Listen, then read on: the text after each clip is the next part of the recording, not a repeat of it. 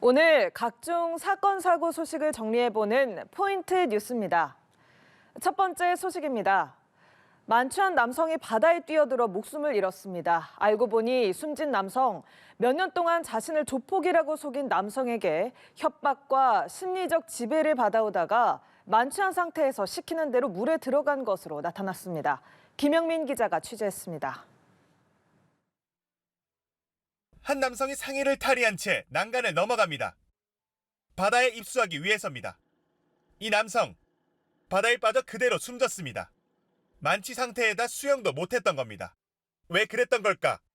해경 조사 결과 숨진 50대 남성은 누군가의 말을 듣고 바다로 입수한 것으로 확인됐습니다. 입수를 지시한 사람은 40대 남성 A씨.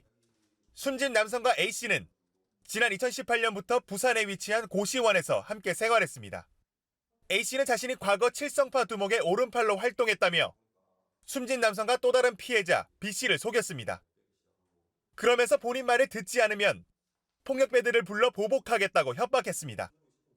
이들에게 A씨의 존재는 절대적이었습니다. A씨가 서열 정리를 시키면 피해자들은 둘 중 한 명이 실신할 때까지 싸움을 해야 했습니다. 많은 사람들이 보는 곳에서 무릎을 꿇는 일도 서슴지 않았습니다. A씨는 피해자들의 이런 태도를 이용해 기초생활수급 카드를 빼앗는 등 모두 1,700만 원을 가로챘습니다. 폭행이죠. 언제 해결할지 모르니까 안 하면 안 될 상황이고 늘 그래왔으니까 사건 당일에도 A씨는 숨진 남성과 B씨를 자신이 있던 경남 거제로 불러 밤새 소주 22병을 마시게 했습니다.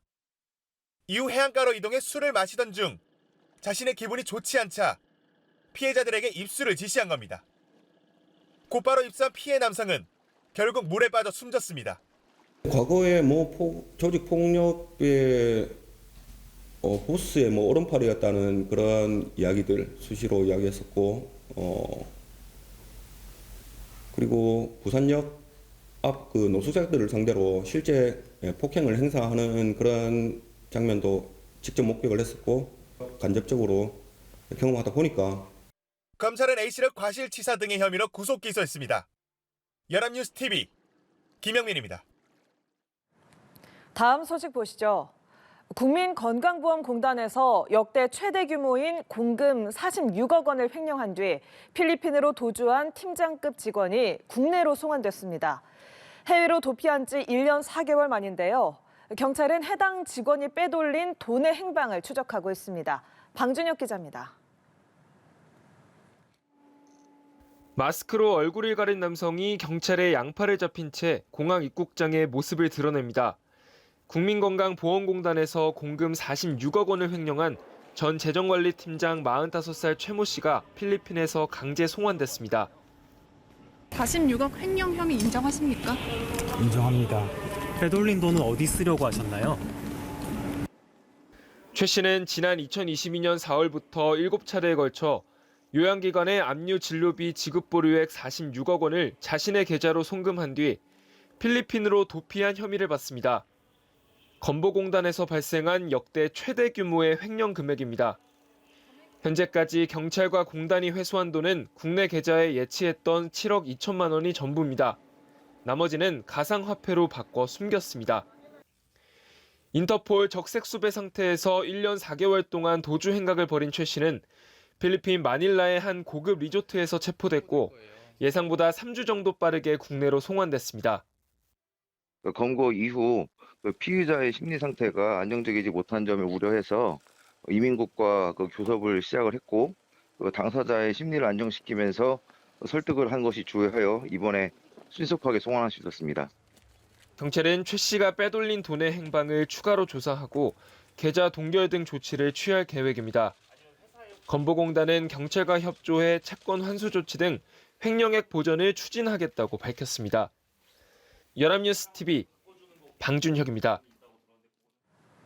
다음 소식입니다. 통관에서 단속되는 마약 밀수가 점차 늘어나고 있습니다. 은닉수법도 다양해지고 여행이 늘어난 틈에 마약을 몸에 숨겨 입국하는 일도 많아졌는데요. 관세당국도 첨단 장비를 도입해 이에 대응하고 있습니다. 박지훈 기자입니다. 태국에서 온 과자통을 뜯자 수상한 봉지들이 보입니다.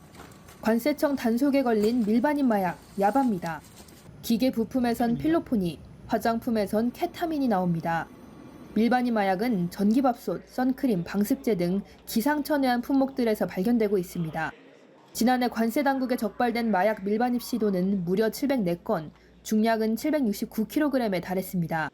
평균적으로 매일 약 2건, 2kg이 넘는 마약 밀수가 적발된 셈인데 밀수 규모도 점차 대형화하고 있습니다. 마약 밀반입을 시도하는 여행자 운반책도 크게 늘었습니다. 코로나 팬데믹 이후 해외 입국 여행자를 통한 마약 밀수가 전년 대비 58%나 급증한 것으로 보아 이에 관세 당국은 첨단 장비를 도입해 몸에 숨긴 마약 단속을 강화하고 있습니다. 마약을 숨긴 것으로 의심되는 여행자는 공항에 설치된 밀리미터파 신병 검색기를 통과하도록 안내됩니다.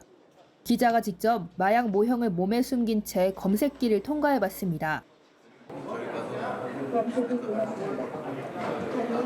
제가 마약 의심 물질을 왼쪽 배 부분에 넣고 있었는데요. 숨겨놨던 부위가 이렇게 화면에 동그랗게 표시됐습니다. 여행자를 통한 은닉 수법도 굉장히 고도화되고 있는데 저희가 이런 첨단 장비를 통해서 저희 관세청에서도 그에 대해 효과적으로 대응할 수 지나가는 여행객들의 몸을 빠르게 탐지하는 열화상 카메라도 조만간 도입될 예정입니다. 관세청은 새로운 마약 밀수 대응 방법을 계속해서 고민하겠다고 밝혔습니다. 연합뉴스TV 박준입니다. 마지막 소식입니다. 올해 첫 아프리카 돼지열병 피해 양돈 농가가 발생했습니다. 안 그래도 산란계 농장을 중심으로 고병원성 조류 인플루엔자가 창궐하고 있어서 이 두 가지 가축 전염병 동시 유행이 현실화되고 있는 건데요. 전국 축산 농가 방역에 비상이 걸렸습니다. 서영석 기자입니다. 민족 최대 명절 설 연휴를 코앞에 두고 아프리카 돼지열병 ASF 피해 양돈 농가가 발생했습니다. 피해 지역은 경북 영덕. 올겨울 산란계 농장을 중심으로 고병원성 조류 인플루엔자 AI도 번지고 있기 때문에 자칫 밥상 물가까지 위협을 받을 수 있다는 우려가 커지고 있습니다. 그동안 가축 전염병의 동시 유행 가능성은 예견돼 왔습니다. 피해 양돈 농가가 발생한 같은 날 야생 멧돼지에서만 10건의 ASF 바이러스가 확인됐는데 모두 경북 내륙에 집중돼 있었습니다. 특히 올겨울 멧돼지발 ASF 바이러스는 부상까지 남하하면서 기존 공식은 깨지고 있습니다. 지난해 ASF 발생 양돈 농가는 모두 10건으로 경기와 강원 북부, 주로 북한과 마주한 접경 지역이었는데 올해 첫 피해 농가는 경북 내륙에서 나온 겁니다. 2019년 우리나라에 ASF가 처음 발병한 이후로 따져도 경부에서 피해 농가가 나온 건 이번이 처음입니다. 경북 지역에서 ASF가 처음으로 발생하여 농가들의 대비 태세에 다소 빈틈이 있을 수 있으므로 농장 방역 수칙과 조기 신고, 교육 홍보에 만전을 기하여 주시고 북한 접경 지역부터 남부 지역까지 모두가 가축 전염병 사정권에 들어간 상황. 방역 당국은 농가에겐 기본 방역 수칙을 철저하게 지켜주고 일반 국민에겐 야생 멧돼지, 조류와 접점이 생길 수 있는 입산과 철새도래지 출입을 자제해 줄 것을 당부했습니다. 연합뉴스TV 서영석입니다.